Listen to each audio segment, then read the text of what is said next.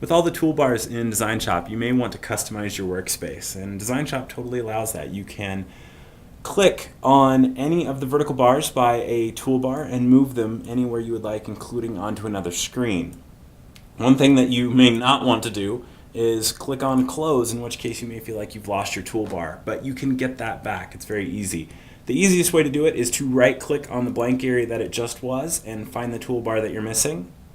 Click on it to bring it back, and then you can just drag it back up into place, or you could double click on the top part of this bar to automatically dock it back. If you had closed a toolbar or a project view, so I can bring this project view anywhere I want, put it onto another screen, give yourself a little bit more real estate if you're working on multiple monitors. If I close this, I've lost a lot of information that I typically use. To bring that back, I can go to View and go to Project Views and choose Project View 1 to bring it back, and then double click to redock it. The same thing if I close a toolbar.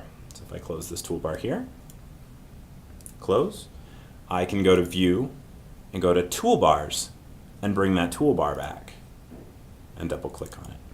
So you've got the ability to manipulate your workspace, give yourself a lot more real estate, and if you happen to lose a toolbar, you now know how to get it back.